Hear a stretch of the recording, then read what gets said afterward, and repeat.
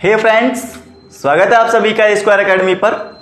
आज के सेशन में कोऑर्डिनेट ज्योमेट्री प्रैक्टिस सेट 5.2 के बारे में बात करेंगे। इसमें आज आप लोगों को इंटरसेक्शन फॉर्मूला पढ़ना पड़ेगा। इंटरसेक्शन फॉर्मूले में क्या क्या होता है इसके बारे में आज के सेशन में डिस्कस करेंगे। ओके फ्रेंड्स, लास्ट टाइम का जो सेशन रहा है उसमें आप लोगों ने 5.1 की प्रैक्टिस सेट कंप्लीट की थी, जिसमें आप लोगों ने काफ़ी कुछ कोऑर्डिनेट के बारे में जान लिया था। एक्स एक्सिस वाई एक्सिस क्या होते हैं उन सब चीज़ों के बारे में आपने जाना था। अगर आपने अभी तक पिछला सेशन नहीं देखा है तो उसको जरूर देखो, ताकि आपको ये अगला सेशन समझ में आए कि हम लोग आज क्या पढ़ने वाले हैं, क्योंकि ये जो सेशन रहेगा पूरा का पूरा पिछले वाले सेशन पर डिपेंडेंट रहेगा। राइट फ्रेंड्स, चलिए स्टार्ट करते हैं आज का सेशन। जितने भी लोग मेरे साथ बने हुए हैं सेशन को एक बार शेयर कर दीजिए, और जितने भी लोग नए जुड़े हैं वो सभी लोग सबसे पहले चैनल को सब्सक्राइब कर लीजिए। ओके फ्रेंड्स, तो आज का जो सेशन है वो आपकी प्रैक्टिस सेट का दिया हुआ जो क्वेश्चन है वो आपका इंटरसेक्शन पर बेस्ड है। ठीक है, अब इंटरसेक्शन फॉर्मूला क्या होता है पहले तो उसके बारे में जान लेते हैं कि इंटरसेक्शन फॉर्मूले में हमें करना क्या होता है। इंटरसेक्शन का मतलब ही होता है तोड़ देना। ठीक है, डिवाइड कर देना, किसी लाइन को दो भागों में तोड़ देना, 2 भागों में, 3 भागों में, 4 भागों में, जितना चाहो उतना तोड़ सकते हो।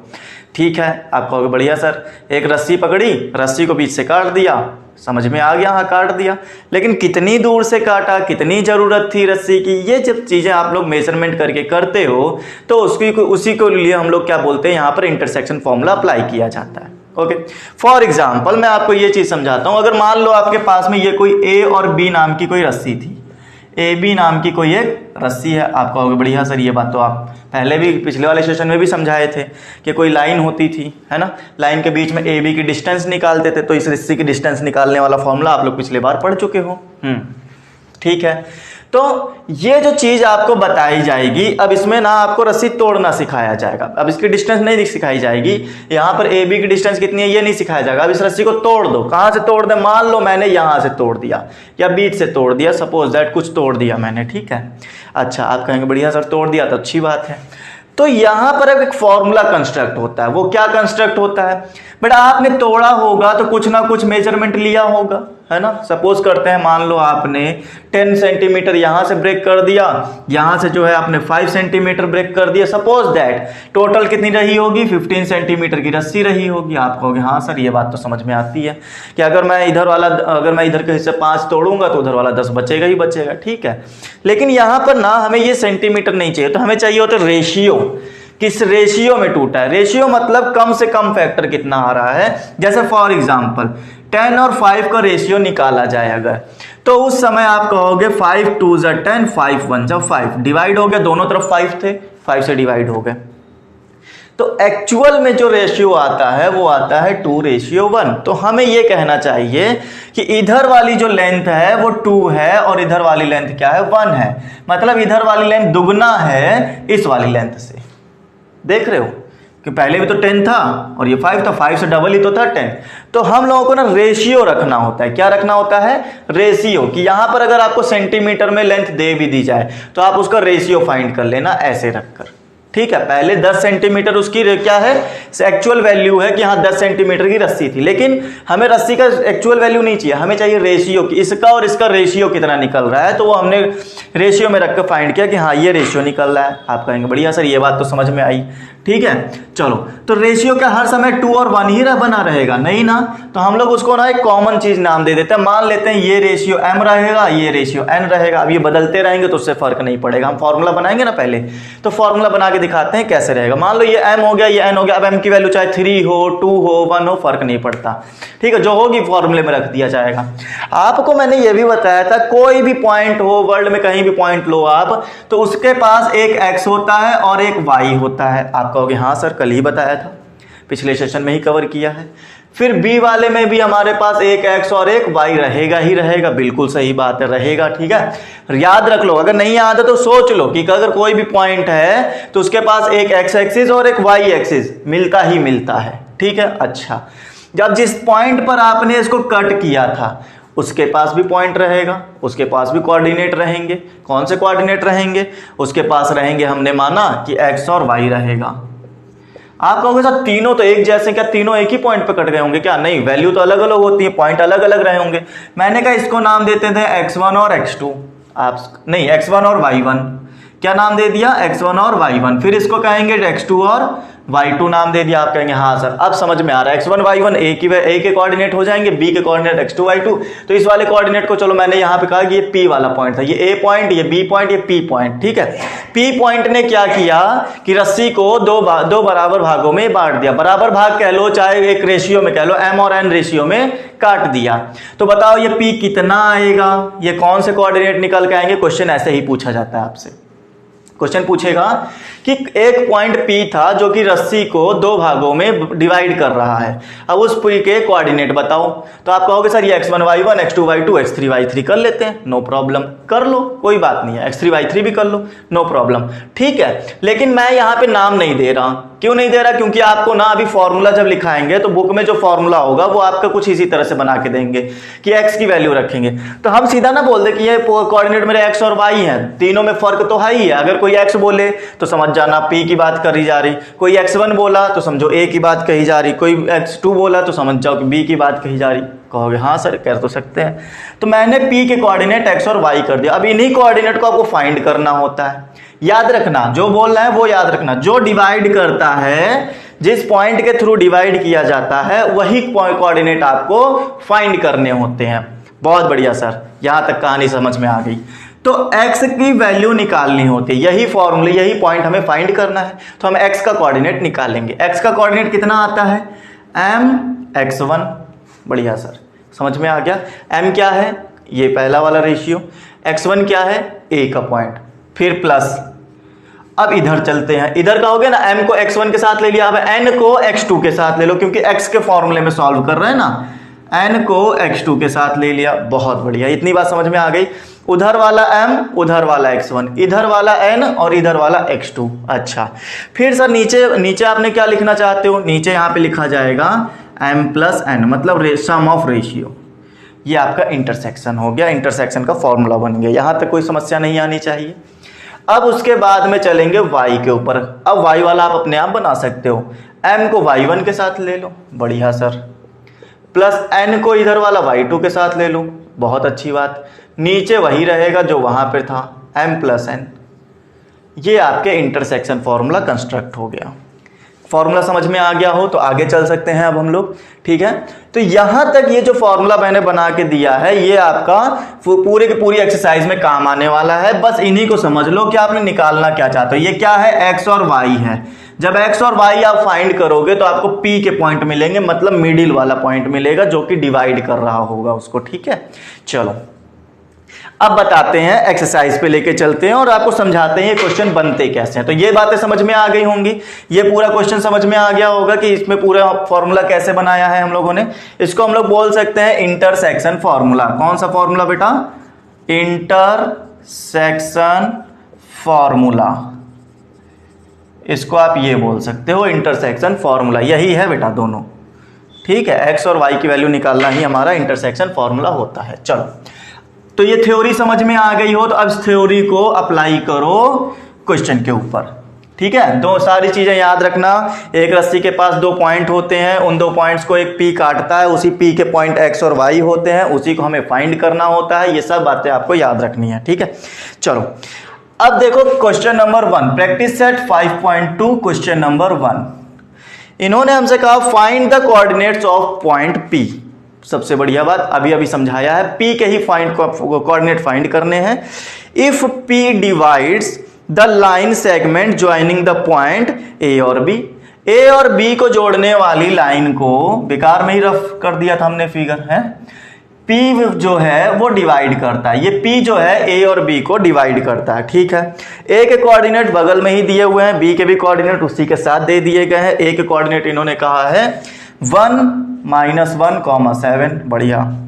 बी के कोऑर्डिनेट 4, -3। इन्होंने कहा find the coordinate of P. P के कोऑर्डिनेट बताना, तो मैंने कहा था जिसको बताना होता है उसको हम लोग एक्स और वाई लेट कर लेते हैं, ठीक है। इन द रेशियो 2 और 3, 2 और 3 के रेशियो में तोड़ता है, ये 2 हो जाएगा, ये 3 हो जाएगा। चलो यहां तक कोई समस्या ना आए तो आगे बढ़ सकते हैं अब हम लोग, ठीक है। तो ये कहानी क्या अभी थोड़ी देर पहले मैंने कुछ समझाई थी, जहां मैंने m, आपको 2 दिख रहा होगा तो मैंने यहां पर m लिया होगा, जहां पे 3 दिख रहा था वहां मैंने n लिया था इससे पहले, अभी जो फॉर्मूला बना रहे थे। यहाँ पर a के लिए मैंने कहा था ये x1 और y1 मान लेना, फिर मैंने कहा था ये x2 और y2 लेट कर लेना, यही सब तो बातें समझाई कभी फॉर्मूला बनाते समय। फिर मैंने कहा था p की वैल्यू बतानी होती है, मतलब x और y की वैल्यू निकालनी होती है। आप कहोगे बस सर समझ में आ गया सब। अगर समझ में आ गया है तो फॉर्मूला रखो और आंसर लेकर आओ। यहां सबसे पहले लेट कर लो, लेट कोऑर्डिनेट ऑफ पॉइंट, कौन से पॉइंट के कोऑर्डिनेट हमने लेट किए हैं, पॉइंट P के, is x, y। Point P के कोऑर्डिनेट हमने कहा x और y है। देन तब क्या हम लोग फॉर्मूला लगाएंगे, then by intersection formula, by intersection formula. तो क्या होता है बेटा, x इज इक्वल टू, इसका x, P वाला x फाइंड करना है ना, तो x इज इक्वल टू, बीच वाला ही हमेशा फाइंड किया जाए, तो बार बार बता रहे हैं ध्यान रखना। x का फॉर्मूला बन जाएगा mx1, इधर वाला nx2 upon m1 plus m plus n, यही तो बनेगा। फिर अगर y का भी इसी जगह लिख लो, my1 प्लस n आएगा ना, ny2 plus m plus n। ये फॉर्मूला हमने लिख दिया दोनों जगह। अब खाली वैल्यू पुट करो। तो x की वैल्यू, m की वैल्यू मैंने कहा 2 है, बहुत बढ़िया। x1 की वैल्यू आपके पास -1 है, प्लस n की वैल्यू आपके पास 3 है, x2 की वैल्यू आपके पास 4 है, डिवाइड बाय m की वैल्यू आपके पास 2 है और n की वैल्यू 3 है। y की वैल्यू इसी तरह सॉल्व कर लो, ये हो गया 2। y1 की वैल्यू बेटा 7 आएगी, ठीक है, y1 की वैल्यू 7 प्लस n की वैल्यू 3, y2 की वैल्यू कितनी आ गई, -3, divide by m plus n। ठीक है, सही चल रहा है क्वेश्चन, ठीक, सारी वैल्यू पुट कर दी आराम से। अब देखते जाओ, तो यहां आप कहोगे कि सर 2 1 जा 2 माइनस का, 3 4 जा 12 प्लस का, यहां नीचे 5, फिर y की वैल्यू में क्या आ जाएगा, ये x की वैल्यू, ये y की वैल्यू में क्या आ गया, 7 2 जा 14, 3 3 जा 9 अपॉन 5 2 जा 5 और 3 और 2 5 हो गया, बढ़िया।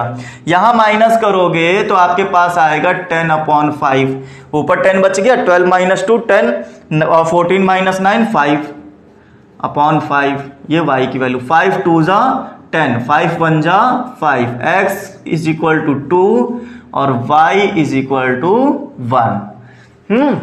ये पूरा क्वेश्चन हो गया सॉल्व। अब इसमें कुछ भी बताने लायक नहीं बचा है। तो पॉइंट P के जो कोऑर्डिनेट आए हैं वो आए हैं x, y जो आपने लिया था वो आया है 2, 1 आया है। ठीक है, यहां तक किसी भी बच्चे को कोई प्रॉब्लम नहीं, कमेंट में थम्स अप करके बताते रहो हाँ सर बढ़िया चल रहा है। हाँ, अगर पसंद आ रहा है तो सेशन को शेयर कर दो सबके साथ। चलो आगे चलते हैं। क्वेश्चन नंबर 1 अगर समझ में आ गया हो बेटा तो हम लोग आगे चलेंगे क्वेश्चन नंबर 2 के पास और देखते हैं वो क्वेश्चन नंबर 2 ने अपने पास क्या समेट कर रखा हुआ है, कैसा क्वेश्चन उन्होंने वो देने वाला है। ठीक है, तो अगर ये थ्योरी समझ में आई है, अप्लाई करना आया है, तो अब आप लोग अपनी समझदारी से बाकी क्वेश्चंस में दिमाग लगा सकते हो। ठीक है, उम्मीद करते हैं सारी चीजें समझ में आ गई होंगी। हर क्वेश्चन आपको ऐसे ही मिलने वाला है, कुछ भी चेंज नहीं होने वाला, बस थोड़ा थोड़ा लॉजिक मिलता रहेगा। ठीक, चलो देखो क्वेश्चन नंबर 2 की बात करेंगे हम लोग। In each of the following examples find the coordinate of point A which divides segment PQ in the ratio A और B। तो सेगमेंट है P और Q और एक पॉइंट है जो कि डिवाइड करता है इस सेगमेंट को। मान लो ये पॉइंट A है जो कि डिवाइड करता है। इन्होंने कहा a point A which divide segment PQ in the ratio A और B। A और B का रेशियो में डिवाइड करता है, A और B के रेशियो में। तो फर्स्ट क्वेश्चन उठा के देखते हैं बेटा। फर्स्ट क्वेश्चन में इन्होंने कहा है जो P का कोऑर्डिनेट लेना है वो लेना है -3,7। Q का कोऑर्डिनेट जो लेना है 1, -4 और A और रेशियो B का जो दिया है वो इधर ही लिख देते हैं। कितना 2:1 में दिया है। बहुत बढ़िया चीज़ है, सारी चीज़ें समझ में आ गई। रेशियो भी मिल गया, पॉइंट भी मिल गया। A का पॉइंट बताओ, जैसे अभी पिछली बार P का निकाल रहे थे वैसे अब इसकी जगह A दे दिया। आप कहोगे बढ़िया सर बहुत अच्छी चीज़ें दी गई हैं। क्यों दी गई हैं? P का कोऑर्डिनेट जब आपको दिख रहा है कि -3, 7 है तो यही तो x1 और y1 होता था। Q का कोऑर्डिनेट 1, है, तो यही तो हमारा x2 और y2 होता था। और साथ ही साथ A को हम लोग फाइंड करेंगे तो x और y इसको लेट कर लेते हैं, ठीक है। हमने कहा A के कोऑर्डिनेट हमारे पास कुछ नहीं दिए हैं, तो हमने अपनी तरफ से कहा कि इसके कोऑर्डिनेट x और y रहेंगे और इसी कोऑर्डिनेट को हमें फाइंड करना है। A और B का जो रेशियो दिया, मतलब रस्सी जो जिस भाग में टूटी है, ये जो PQ सेगमेंट है जिस रेशियो में टूटा हुआ है वो रेशियो है 2 और 1 का। इधर की लेंथ 2 रही होगी, इधर की लेंथ 1, मतलब इधर की लेंथ दुगना और इधर की लेंथ 1। हालांकि आपको फिगर में नहीं दिखेगा, बट हम ऐसा फिगर सिर्फ अपने अजम्पशन के लिए मान सकते हैं कि हाँ ऐसा ऐसा हुआ होगा, ठीक है। अच्छा, अब आपको पूरा फिगर वही पुराना वाला दिख रहा होगा, कहोगे हाँ सर बढ़िया दिख रहा है। अब चलो बताओ कैसे करना है। तो बेटा यहां पर करने के लिए आप यहां पे देखो कि x की वैल्यू क्या होगी, हम लोग फिर से रखेंगे बाय इंटरसेक्शन फॉर्मूला। अच्छा, यहां पे लगाने से पहले ये जो लेट करने वाला कॉन्सेप्ट था ना, let coordinate of point A is X and Y, वो आप लिख लेना। वो मैंने यहां पे लिखना चाहिए था बट लिखा नहीं है, अब मैं डायरेक्ट इंटरसेक्शन फॉर्मूला लगा रहा हूं, ठीक है। x की वैल्यू यहां पर बेटा x1 और y1 आपको मिल जाएगा, ये x2 और y2 मिल जाएगा, ठीक है। इतनी बात समझ में आ गई होगी। तो x की वैल्यू जो आएगी m x1 n x2, ठीक है, अपॉन में m प्लस n। y की वैल्यू आ जाएगी m y1 plus n y2 upon m plus n। यही तो होता था, है ना। तो a और b जो रेशियो दिया हुआ था, ये आपका m दे दिया है, ये आपका n दे दिया है। बढ़िया, समझ में आ गया, रेशियो भी हमको मिल गया। तो अब देखते जाओ और बताते जाओ। m की वैल्यू 2 है, x1 की वैल्यू -3 है, ठीक, प्लस n की वैल्यू आपके पास 1 है, x2 की वैल्यू 1 है, अपॉन में 2 प्लस 1। y की वैल्यू m की वैल्यू 2 आ गई, y1 की वैल्यू आपके पास में 7 आ गई, प्लस n की वैल्यू आपके पास में कितनी आ गई, 1 आ गई, इंटू y2 की वैल्यू -4 है, बढ़िया, अपॉन m प्लस 1, तो m प्लस n मतलब 2 प्लस 1, ठीक है। यहाँ तक कहानी समझ में आती हो तो आगे चलें, ठीक है ना। थम्स अप करके बताते रहो, हाँ सर बढ़िया चल रहा है, पूरा क्वेश्चन समझ में आ रहा है, ठीक है। चलो, x की वैल्यू को आप जब रिजॉल्व करने जा रहे हो, सॉल्व करने जा रहे हो, तो आपको पता होगा कि ये प्लस का है, ये माइनस का है, प्लस माइनस माइनस का 6 आएगा, फिर 1 1 जब 1 होता है, अपॉन में 3 हो गया, बढ़िया। उसके बाद y की वैल्यू सॉल्व करोगे तो आएगा 7 2 14, फिर उसके बाद में माइनस का 4, 1 4 4 प्लस माइनस माइनस, और ये हो गया 3। आप कहोगे सर यहाँ तो बच गया -5 अपॉन 3, ये हो गया x का कोऑर्डिनेट, ठीक। y is equal to 10 upon 3 plus में वो भी, ये हो गया y का कोऑर्डिनेट, खत्म बात, ठीक है। तो ये x और y जो a वाला हमने लेट किया था, ये उसके कोऑर्डिनेट निकल आए हैं, इसमें और कुछ भी काम नहीं करना था। बचे हुए बाकी क्वेश्चन आपको खुद से करने हैं अब, ठीक है। बाकी क्वेश्चन का मतलब जो सेकंड का सेकंड पार्ट है, सेकंड का थर्ड पार्ट है, कुछ भी हार्ड नहीं दिया हुआ है, आपको वो सब के सब क्वेश्चन अपने हाथ से कर लेने हैं। ओके स्टूडेंट्स, यहाँ तक कहानी समझ में आ गई हो तो आगे बढ़ सकते हैं। एक बार फिर से बता देता हूँ, रिवाइज करा देता हूँ, क्योंकि आगे वाले क्वेश्चन करने हैं। आपको अगर ना समझ में आए तो एक बार फिर से समझ लो। P की वैल्यू इन्होंने दी हुई थी -3, 7। Q की वैल्यू इन्होंने कहा 1, -4। इन्होंने कहा A जो है पॉइंट, वो इस रस्सी को, इस सेगमेंट को क्या करता है, डिवाइड कर देता है। किस रेशियो में डिवाइड कर देता है, A रेशियो B में। तो A रेशियो कितना है, 2:1, मतलब ये 2 रहा होगा, ये 1 रहा होगा। ये कहानी मैं आप पिछले 2 क्वेश्चन से समझाते चला आ रहा हूं। फिर P और Q जब इतना दे दिया गया है तो आपको पता चल गया होगा, x1 ये मिल गया, x2 ये मिल गया, और y1 ये मिल गया, y2 ये मिल गया, तो अब कुछ बचा ही नहीं। फिर आपको क्या करना है, बाई इंटरसेक्शन फॉर्मूला आपको अप्लाई करना है। यही फॉर्मूला मैं हर बार आपको बताता आ रहा हूँ, कभी भी चेंज नहीं करूंगा, हर बार यही लगाऊंगा, ठीक है। क्वेश्चन को बस लॉजिकली समझते रहना, कहना क्या चाहते हैं। चलो अब चलेंगे आगे, फॉर्मूला लगा दिए, सॉल्व करा दो बस, और इससे आगे कुछ बताने लायक बचा नहीं है। ये सेकंड का फर्स्ट पार्ट हो गया है स्टूडेंट्स। अब देखो थर्ड पार्ट में हमें क्या करना है, वो भी क्वेश्चन समझ लो, ठीक है। अगर कोई भी दिक्कत आ रही है कमेंट तुरंत कर सकते हो, सर दिक्कत आ गई, ठीक है। चलो आ जाओ, देखते हैं आगे क्या है हमारे पास। नेक्स्ट क्वेश्चन जो थर्ड वाला दिया हुआ है, उसमें इन लोगों ने ये बोला है कि find the ratio in which point T -1, 6 point T divide 10 line segment joining the point P and Q, ये बताना। फाइंड द रेशियो, ठीक है, आपको रेशियो फाइंड करना, पहले पॉइंट फाइंड करना था तो इस बार रेशियो। इन्होंने कहा कि अगर एक लाइन सेगमेंट पी और क्यू है तो उसको एक पॉइंट टी है जो कि डिवाइड कर देता है। किस रेशियो में डिवाइड करता है ये नहीं कहा इन्होंने। ये रेशियो जो है इस बार आपको फाइंड करना है। रेशियो मतलब आपको जो m और n का जो मिलता था कि ये इतने और इतने भाग में डिवाइड हो गया है वो नहीं दिया हुआ है, लेकिन इन्होंने ये कहा है कि जो t है ना वो 1,6 है। ये बात समझ में आ गई। और ये जो t डिवाइड करता था वो होता क्या था एक्चुअल में, वो तो x और y होता था, और p क्या हुआ करता था x1 और y1, q क्या होता था x2 और y2। यही तो लेते थे पिछले कॉन्सेप्ट में, ठीक है। तो p की वैल्यू जो दी गई है वो दी गई है -3,10 और q की वैल्यू जो दी गई है 6,-8। ये चीजें दी गई हैं। तो आप बताओ m और n कैसे निकलेगा। बेटा जब रेशियो फाइंड करने की बात आए, ठीक है, जब रेशियो फाइंड करने की बात आए दो तरीके हैं। या तो आप m और n लगा लो कि हाँ भाई एक वाला जो रेशियो होगा, एक भाग जो होगा वो m डिवाइड में हुआ होगा और दूसरा वाला जो हुआ होगा वो n में डिवाइड हुआ होगा, या तो ये कर लो। या तो फिर एक और तरीका होता है k रेशियो 1 माना जाता है, कहा जाता है कि k रेशियो 1 में लेट कर लो इसको, कि हमारा जो सेगमेंट है वो डिवाइड हुआ है k रेशियो 1, हमेशा आएगा आंसर। k रेशियो 1 जैसे ही आप लेट करोगे तो k की वैल्यू बता देना, वहीं से आपका रेशियो निकल कर आएगा। बताओ ये बात समझ में आ गई। तो कौन सा चाहते हो। मैं ऐसा करता हूं, मैं पहले m और n का एक फॉर्मूला लगा के दिखाता हूं आपको। अगर आप पुराना कॉन्सेप्ट जो सीखते आए हो कि हमेशा m और n ही तो लेट किया है, अगर वो कॉन्सेप्ट सीखना चाहते हो तो उस कॉन्सेप्ट को सिखाते हैं। सबसे पहले m और n का k रेशियो 1 वाला जो नया कॉन्सेप्ट है वो बाद में सिखाया जाएगा, ठीक है। देखो अगर आपको ये बातें सब समझ में आती हैं कि हाँ हमारे पास ये सारी वैल्यू है, तो आप जो पहले फॉर्मूला लगाते थे बाई इंटरसेक्शन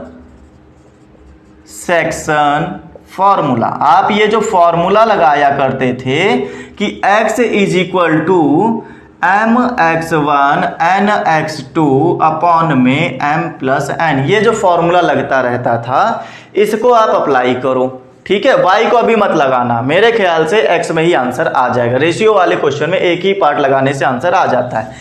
x की वैल्यू आप कहोगे -1 है सर, आखिर t जो डिवाइड करता तो वही x और y वैल्यू होती थी, हाँ ठीक है। m की वैल्यू हमें पता नहीं है, x1 हमारे पास में -3 है, प्लस n की वैल्यू पता नहीं, यही तो पता करनी है, और x2 हमारे पास में 6 है, अपॉन में m और n आ जाएगा। यहां तक बताओ कोई दिक्कत नहीं आनी चाहिए, ठीक है। अच्छा m और n डिवाइड में है तो इधर मल्टीप्लाई में ले चलो, और जैसे ही -1 से मल्टीप्लाई होगा तो माइनस का m माइनस का n आ जाएगा, ओके। उसके बाद ये हो गया -3m और ये हो जाएगा +6n, ओके, कोई दिक्कत नहीं। -n को उधर ले चलो और ये जो m वाला है इधर ले आओ, तो -m ये इधर आएगा +3n, ये इधर जाएगा तो 6n प्लस n। देखो ये वाली चीज इधर आ गई है, ये वाली चीज उधर चली गई है, मतलब m वाले एक तरफ और n वाले एक तरफ, ठीक है। तो ये माइनस का था तो प्लस का हो गया, ये माइनस का प्लस का हो गया। ये बताओ कितना आ गया सॉल्व होकर 2m, और ये बताओ कितना हो गया सॉल्व होकर 7n आ गया। अच्छा बेटा a और रेशियो b जो निकाला जाता है m रेशियो n, वो होता क्या था एक्चुअल में, ये m रेशियो n का मतलब होता है m अपॉन n निकाल लेना। जब आप m अपॉन n की वैल्यू निकालते हो तो वही आपका निकल कर आता है रेशियो। तो यहां से n को डिवाइड में ले आओ और इस 2 को इधर डिवाइड में भेज दो, मल्टीप्लाई में है ना दोनों, तो m अपॉन n की वैल्यू कितनी आ गई 7:2 आ गई, मतलब m और n का जो रेशियो आ रहा होगा वो 7:2 आ रहा होगा। बताओ कहानी समझ में आई कि नहीं आई। यही काम आपको k करके करना होता था। अगर आप यहाँ k रखोगे तो आप k की वैल्यू रख देना, आंसर आ जाएगा। आपको k मान के करना तो k में आंसर आएगा। m और n का रेशियो 7:2 इस तरह से आ जाता है। y वाला कॉन्सेप्ट लगाने की जरूरत नहीं है, अगर लगाओगे तो भी आंसर 7:2 ही आएगा, ठीक है। यहां तक समझ में आ गई बात। चलें नेक्स्ट क्वेश्चन पे। k रेशियो 1 वाला जो पॉइंट है, रेशियो वाला जो कॉन्सेप्ट है, वो अगले क्वेश्चन में, आगे भी अभी रेशियो के अगर क्वेश्चन मिलते हैं उसमें आपको नया कॉन्सेप्ट सिखाया जाएगा, ठीक है। फिर फोर्थ क्वेश्चन में इन्होंने कहा point P is the centre of a circle. अब इस सर्कल वाले कॉन्सेप्ट को समझो जरा क्या कहता है। सर्कल अगर आपने देखा हो तो उसमें आपने पढ़ा होगा रेडियस, डायामीटर, पेरीमीटर, हाँ, ये सब चीजें पढ़ी हैं, ठीक है। तो आप जानते होंगे कि एक जब सर्कल बनकर तैयार होता है तो यहां पर इसका सेंटर होता है, ठीक है। इन्होंने हमसे बोला P is the centre of a circle, ये जो P है वो इस सर्कल का सेंटर है। And AB is a diameter, तो A और B इसका डायामीटर है। ये लो A और B की खास बात क्या हुआ करती है? A और B की खास बात ये होती है कि डायामीटर की खास बात ये होती है कि सेंटर पर से होकर गुजरता है सर्कल का, ठीक है। Find the coordinates of point B के कोऑर्डिनेट बताने बेटा, हमको नहीं पता कितने हैं। Coordinate B if point A and P is this. A की वैल्यू दे दी गई है 2, -3, P की वैल्यू दे दी गई है -2, 0 और B की वैल्यू बताओ कितनी है, हमें नहीं पता। आप कहोगे सर कहीं ना कहीं ये समझ में आ रहा है, ये पुराना ही वाला सेगमेंट तो देखने को मिल रहा है कि एक रस्सी है, A और B एक सेगमेंट है, उस रस्सी को P ने डिवाइड कर दिया है 2 भाग में, लेकिन यहाँ रेशियो तो दिया नहीं है। अब क्या किया जाए? अगर रेशियो नहीं दिया है तो क्या करोगे? तो बेटा आपको ये दिया गया कि ये सर्कल का डायामीटर है और P जो है वो सेंटर है। अगर सेंटर है तो इधर से लेकर इधर तक ये रेडियस रही होगी, इधर से लेकर ये इधर तक रेडियस रही होगी, मतलब दोनों ही सेगमेंट आपके इक्वल रहे होंगे, दोनों ही तरफ के सेगमेंट इक्वल रहे होंगे। और जब इक्वल कॉन्सेप्ट आता है तो उस समय हम लोग जैसे मान लो ये कह दिया कि A और B और P इसके मिडिल में है और ये इक्वल है, तो हम उसको 1:1 लेट करते हैं। आप चाहो 2:2 लेट कर लो, 3:3 लेट कर लो, 4:4 लेट कर लो, सेम टू सेम लेट कर सकते हो। इधर R भी लेट करोगे तो भी आंसर आएगा। तो मैंने 1 और 1 लेट कर दिया, आसान हो जाता है क्वेश्चन, मल्टीप्लीकेशन आसान हो जाता है, और कॉन्सेप्ट सारे आसान हो जाते हैं। तो आप कहोगे सर ये तो मिल गया 2, 3, बहुत बढ़िया, ये मिल गया -2, 0, बहुत अच्छी बात। B बताना है और B के जो कोऑर्डिनेट लिए जाते थे वो x2 और y2 लिए जाते थे। ये जो होता था वो x1 और y1 होता था, ये जो होता था वो x और y होता था। अच्छा, यहां पर जो आता था वो m आता था और यहां पर जो आता था वो n आता था। क्या ये कॉन्सेप्ट हम पिछले 4 क्वेश्चन से लगाते आ रहे हैं हर बार? ठीक है, पहले आपसे P फाइंड करवाया जाता था, बहुत बढ़िया, उसके बाद आपसे रेशियो फाइंड करवाया गया, बहुत अच्छी बात है। इस बार आपसे पॉइंट B फाइंड करवाया जा रहा है, हो सकता है अगले क्वेश्चन में पॉइंट A फाइंड करवा ले। तरीकों को समझो, हाँ, एक चीज छोड़ ही देता है, कोई ना कोई इस पूरे कॉन्सेप्ट में एक ना एक चीज छोड़ ही देता है वो। अच्छा, अगर यहां तक का बात समझ में आ गई तो आप कह सकते हो कि नहीं by intersection formula, intersection formula. बेटा लगा, आपको x2 और y2 दोनों ही फाइंड करने हैं तो लगाने दोनों ही पड़ेंगे। चलो लगाते हैं कैसे लगाया जाता है। तो मैं सीधा सीधा यहां पर एक फॉर्मूला लिख देता हूं, x = m x1 n x2 upon में m + n, y = m y1, ये हो गया n y2 upon m + n। यही तो इंटरसेक्शन फॉर्मूला इतनी देर से पढ़ा रहे हैं, कुछ चेंज नहीं किया है अभी तक, ध्यान रखना, ठीक है। कोई भी नया फॉर्मूला नहीं, कोई भी नया कॉन्सेप्ट नहीं, सब कुछ वैसा ही चल रहा है, ठीक है। तो अब फॉर्मूले में अप्लाई करना है वैल्यूज को। तो आप कहोगे सर x की वैल्यू जो होती थी वो तो P होती थी और P की जो x वैल्यू दी गई है -2, हमने यहां रख दिया -2, इक्वल टू में आ जाओ, m की वैल्यू कितनी दी गई है 1, मल्टीप्लाई x1 की वैल्यू है 2 प्लस n की वैल्यू है 1 और इंटू n x2 की वैल्यू है ना, x2 की वैल्यू आपके पास में नहीं है तो x2 की जगह पर x2 ही रखो, अपॉन में 1 + 1, m + n दिया ना, तो m की वैल्यू है 1 और n की वैल्यू भी 1, तो ये हो गया 2 हो गया, तो इधर मल्टीप्लाई होगा 4, ये हो जाएगा 2, ये हो गया x2। बताओ कोई दिक्कत नहीं है? यहाँ पे 2 आएगा, 2 को इधर मल्टीप्लाई किया 4 हो गया, ये 2 1 = 2 हो गया, x2 को 1 से करेंगे x2 आएगा, 2 को इधर ले चलो -6 - 2 = x2, तो x2 की वैल्यू आ गई -8, सॉरी ये तो 4 था ना बेटा, तो आ गया आंसर 6। ठीक है, यहां तक कहानी खत्म। इसी तरह से y की वैल्यू लगाओ और y का आंसर निकालो। तो क्या आएगा, y = m की वैल्यू कितनी, m की वैल्यू 1, y1 की वैल्यू कितनी -3 प्लस n की वैल्यू 1, y2 की वैल्यू कितनी है, y2 हमें पता नहीं है, यही तो फाइंड करना है, अपॉन में 1 + 1। अच्छा ये जो y रखा था, ये y तो हमारा p वाला होता था, तो ये तो 0 दिया हुआ है, ठीक है। अब 0 दिया हुआ है तो बहुत अच्छी बात है, ये 2 था, 0 से डिवाइड होगा तो मल्टीप्लाई होगा तो 2 वही आ जाएगा। आप चाहे फिर से लिख लो एक बार, ये लो, ये 2 था, हमने मल्टीप्लाई करा दिया 0 से तो 0 ही आएगा। फिर यहाँ पर -3 प्लस y2, -3 को इधर ले आओ, ये 0 + 3 हो गया, ये हो गया y2, तो y2 की वैल्यू कितनी आ गई 3 आ गई। तो मतलब x2 और y2 जो आ रहे हैं -6,3 आ रहे हैं, ये लो, इसको ब्रैकेट में बंद कर लो, ठीक है। कहानी समझ में आ रही है ना? थम्स अप करके बताते रहो, पसंद आ रहा है सेशन को शेयर करते रहो, लाइक बटन को हिट करते रहो, ठीक है। चलो आगे चलेंगे। क्वेश्चन नंबर ये कौन सा सॉल्व करवा दिया हमने, 4 वाला, ये क्वेश्चन नंबर था 4 का, ठीक है। आगे बढ़ो, देखो क्वेश्चन नंबर 5 की तरफ बढ़ते हैं। फाइंड द रेशियो, इस बार फिर से रेशियो बोल दिया है, बहुत बढ़िया। अभी हमने कहा था K/1 का कॉन्सेप्ट सिखाएंगे, तो वही करेंगे हम लोग। Find the ratio in which point P divides the segment joining 8 and 9 and B को 1,2, also find the K, K भी फाइंड करना है, बहुत अच्छी बात है।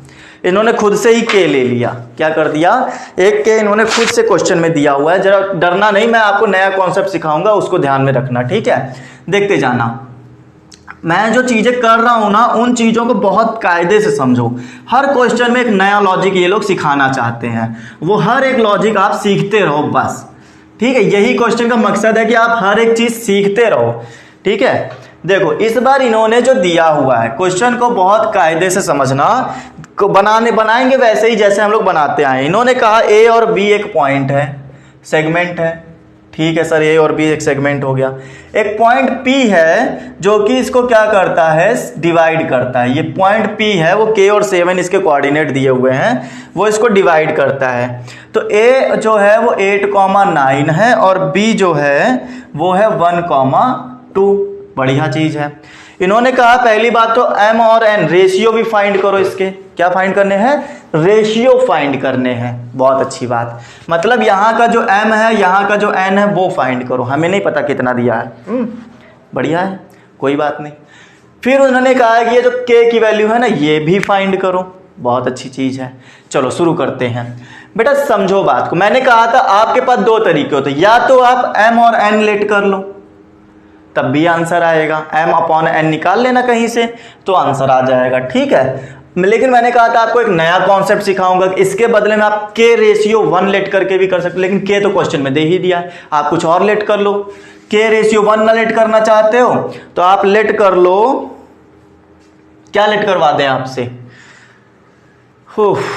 तो इस बार आप ऐसा करो, X/1 लेट कर लो। चलो मैंने कहा X/1 लेट कर लेते हैं। बताओ यहां तक कहानी समझ में आ गई? अगर ये चीज समझ में आ गई, ऐसा करो, इसको ना आप ये लेट करो, 1/K लेट करो, 1/X लेट करो। ऐसा इसलिए किया है, यहां पर जो M की वैल्यू आएगी वो X और X के साथ में 7, हमारा कॉन्सेप्ट सही बैठेगा, ठीक है। 1/X लेट करवा दिया, नो प्रॉब्लम, ठीक है सर। अब चलते हैं सॉल्व करने पर। X/1 भी लेट करते तो भी आता, बस उसमें दो जगह पे हमें सॉल्व करवाना पड़ जाता, बस ये दिक्कत आती। चलो देखते हैं आगे क्या करना है। बाई इंटरसेक्शन फॉर्मूला,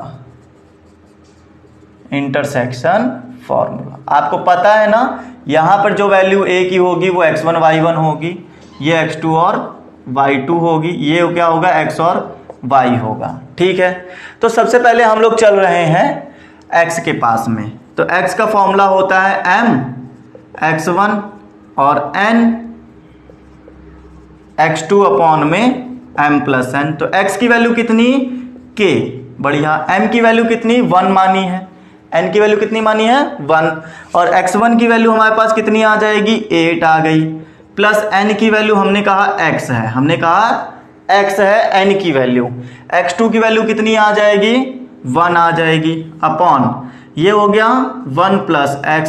यहां तक कहानी कोई भी दिक्कत में नहीं आनी चाहिए, ठीक है, समझ में आ गया। अच्छा इसको जो है इधर मल्टीप्लाई में भेजो। आप कहोगे सर K 1 प्लस एक्स, ये हो जाएगा 8 प्लस एक्स। ठीक है, यहाँ तक कोई दिक्कत नहीं है। तो आप इसको मल्टीप्लाई भी करवा लो। चलो मैं कहता हूँ के आ जाएगा प्लस के एक्स आ जाएगा, 8 प्लस एक्स आ जाएगा। एक्स को इधर ले चलें, ठीक है, एक्स वाला कॉन्सेप्ट जो है इधर ले आओ। तो के माइनस 8 को इधर ले आए, एक्स माइनस के एक्स। ऐसा करते हैं, एक्स कॉमन ले लो, के minus 8 is equal to x common आ जाएगा, या फिर ऐसे ही रहने दो। ठीक है, इतना कॉन्सेप्ट यहां तक मैंने कहा इक्वेशन नंबर 1 लेट कर लेते हैं। उसके बाद में और चलते हैं आगे। वो आगे चलेंगे तो हम लोगों को यहां मिल जाएगा क्या, y वाला कॉन्सेप्ट। तो y इज इक्वल टू क्या होता था, my1 ny2 अपॉन में m प्लस n, यही लगाते थे। हाँ, तो अब जरा समझते जाना। y की वैल्यू हमारे पास 7 दी है, m की वैल्यू हमने कहा 1 है, y1 की वैल्यू हमारे पास में 9 है, n की वैल्यू हमने कहा x है, और ये हमारे पास y2 कितना है, 2 है। ठीक है, ये x एक जैसा दिख रहा है ना, तो इसको मैं ऐसे बना देता हूँ। चलो, ये x हो गया और ये हो गया 2 से मल्टीप्लाई अपॉन में 1 प्लस एक्स। बेटा इसको इधर मल्टीप्लाई कर दें क्या, इसको जो है इधर मल्टीप्लाई करोगे 7 प्लस 7x, यहाँ पे देखो 9, यहाँ देखो 2x, तो 7x को उधर ले आओ, या फिर ऐसा करते हैं 2x को इधर ले चलते हैं और 7 को उधर। तो 2x जब इधर आएगा तो 7x minus 2x is equal to 9 minus 7। यहाँ कितना बच गया, यहाँ बच जाएगा आपका 7 माइनस 2 5x। ठीक है, ये हो जाएगा आपके पास में 2। तो x की वैल्यू कितनी आ गई, 2 अपॉन 5। ये कौन सा x था बेटा, आप बता सकते हो, ये कौन सा x था? ये x था ये वाला जो आपका रेशियो में आ रहा था। ठीक है, ये x था ये वाला। हमने रेशियो क्या लेट किया था, हमने रेशियो लेट किया था सिंस रेशियो 1:x लेट किया था, यही तो क्या था 1:x। लेकिन आपने निकाला क्या, इस चीज को ऐसे समझो, x upon 1 is equal to 2 upon 5 समझो। आपने निकाला है x रेशियो 1। अगर मैं इसको लिखवाऊंगा तो आप लिखोगे x ratio 1 is equal to 2 ratio 5। आएगा कि नहीं, इसके नीचे 1 हाइड रहेगा ना, इसीलिए कहा था 1:x भी कर सकते हो, k रेशियो 1 भी कर सकते हो, तो भी आंसर वही आएगा। तो k रेशियो 1, x रेशियो 1 नहीं चाहिए, हमें चाहिए 1:x। तो इसको उल्टा कर दो, 1 को यहां ले आओ, x को इधर, तो 5 इधर आ जाएगा, 2 उधर। तो मतलब आपका ये जो आंसर आएगा वो आएगा 5:2 आ जाएगा। ये आपका रेशियो वाला चीज सॉल्व हो गया। इन्होंने कहा था फाइंड द रेशियो, तो रेशियो आ गया 5:2 का। अच्छा, लेकिन अभी के वाला जो कॉन्सेप्ट था वो यहाँ फंसा हुआ है। यहाँ पर x की वैल्यू जो आप यहाँ निकाले थे वही यहाँ पे रख दो, क्योंकि ये x वही है जो आपका रेशियो में चल रहा था। हाँ, अब देखो करेंगे क्या, कहाँ सॉल्व करवा दें, तो ये ऊपर वाला सेक्शन हम मिटाई दे रहे हैं, यहीं पे देख लो। तो इन्होंने हमसे, हम लोग यहाँ क्या करेंगे, put x is equal to 2 upon 5, ये यहां से। ठीक है, तो इन इक्वेशन 1, तो इस इक्वेशन में पुट करो आकर बेटा। तो k माइनस 8, ये हो गया x की वैल्यू 2 अपॉन 5 माइनस k की वैल्यू कितनी आ जाएगी, 2 अपॉन 5। चलो यहां तक कोई दिक्कत नहीं। बेटा k वाला जो वैल्यू है उसको इधर ले आओ, 8 को उधर ले चलो। ऐसा कर लें क्या, ऐसा करने से ये होगा k एक तरफ बाकी सब एक तरफ, तो इसको इधर लाएंगे, k plus 2 upon 5 k is equal to 2 upon 5 plus 8 हो गया। बढ़िया। फिर उसके बाद अब आपको पता चल गया होगा कि 5 को k से मल्टीप्लाई कराएंगे 5k, 2k अपॉन 5, 5 8 जब 40 और प्लस 2 ये वाला अपॉन में 5 से 5 डिवाइड हो गया, यहाँ बच गया 7k। फिर ये आ गया हमारे पास में 42, 7 6 जब 42, k की वैल्यू कितनी आ गई, 6 आ गई। मतलब यहाँ जो k रखा जा रहा है वो आ रहा है 6। बताओ ठीक है, कोई भी समस्या नहीं यहाँ तक। तो क्वेश्चन को किसी भी तरह से किया जा सकता है, आप बस ये कॉन्सेप्ट मत भूलो जो मैंने आपको बताया है। ठीक है, उम्मीद करते हैं क्वेश्चन यहाँ तक पूरी तरह से समझ में आ गए होंगे। अगर आ रहे हैं तो थम्स अप करके बताते रहो, हाँ सर बढ़िया चल रहा है। नेक्स्ट क्वेश्चन पे चलेंगे, 6th क्वेश्चन पर। ठीक है, हर बार इस बार इन्होंने 2 चीजें देखो पूछ ली थी। ठीक है, हर बार एक नई चीज सिखा रहे हैं क्वेश्चन वाले। चलो नेक्स्ट क्वेश्चन पे बढ़ो और देखो क्या दिया हुआ है। नेक्स्ट क्वेश्चन 6th क्वेश्चन में इन्होंने हमसे कहा है फाइंड द कोऑर्डिनेट, फिर अब कोऑर्डिनेट फाइंड करने हैं, मतलब point, mid point of the segment joining point 22 और 20 और दिस। तो इन्होंने कहा एक सेगमेंट है 22 और 20, इसका एक कोऑर्डिनेट है, दूसरा है इसका 0,16।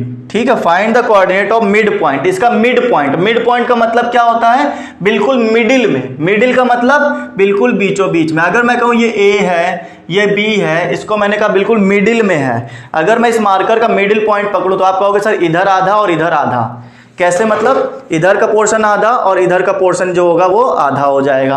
तो इसी तरह से इधर का पोर्शन आधा हो गया और इधर का पोर्शन आधा, बीचों बीच में मैंने ये डाल दिया।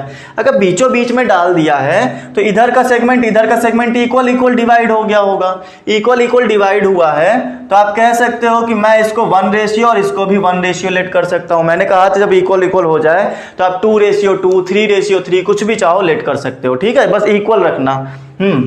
तो हमें बताना है x और y, इस कोऑर्डिनेट को बताना है। क्या कर नहीं पाओगे, क्या हो नहीं पाएगा, क्या मुझे फिर से बताना पड़ेगा? बेटा करके दिखाना इस क्वेश्चन को। ठीक है, कर लेना तो भी बताना, नहीं कर पाना तो भी बताना, फिर हेल्प की जाएगी।